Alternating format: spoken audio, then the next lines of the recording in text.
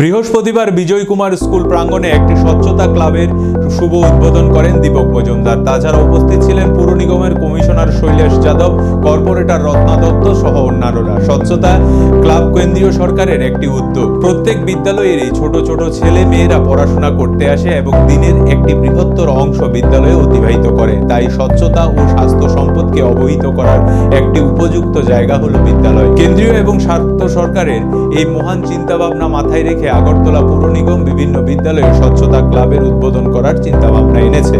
বিদ্যালয় থেকেই ছাত্রছাত্রীরা স্বাস্থ্য ও স্বচ্ছতা সম্পর্কে জ্ঞান অর্জন করবে এবং তার পরবর্তী জীবনে সঠিক বাস্তবায়ন করবে।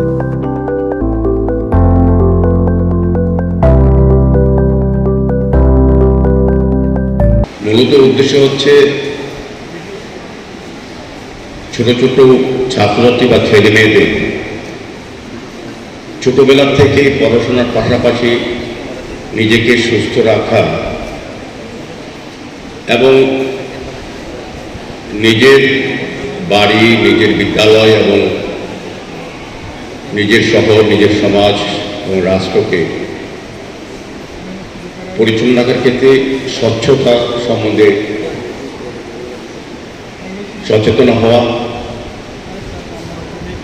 সে বিষয়ে ভারত সরকার চিন্তা করেছেন এবং আমাদের রাজ্য সরকারও উদ্যোগ গ্রহণ করেছেন এবং আগরতলা পৌর নিগম সেই বিষয়ের উপর গুরুত্ব দিয়ে প্রতিটি বিদ্যালয়ে স্বচ্ছতা বা স্যানিটেশন ক্লাব তৈরি করা হবে। এই একটা উদ্দেশ্যই হচ্ছে যারা আজকে স্টুডেন্ট তারা আমাদের রাজ্যের আগামী দিনে ভবিষ্যৎ বা সুনাগরিক হবে, এই সমাজকে, এই রাষ্ট্রকে দ্বারা পরিচালনা করবে।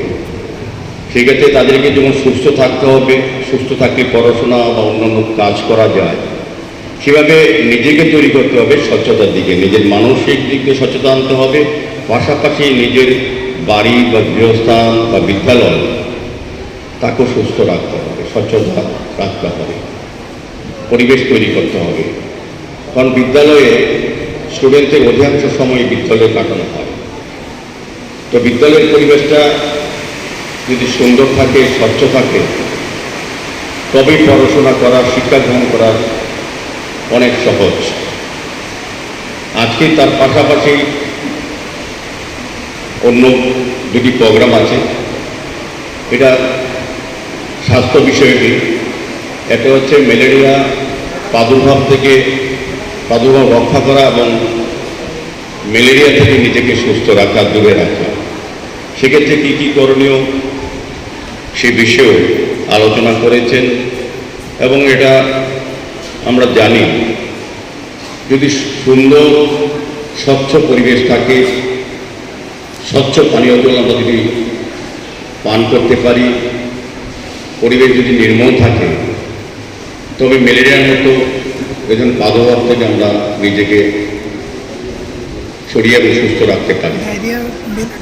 এবং আরেকটি প্রোগ্রাম যেটা আছে, সাফাই আপনার বিমারি ভাগা।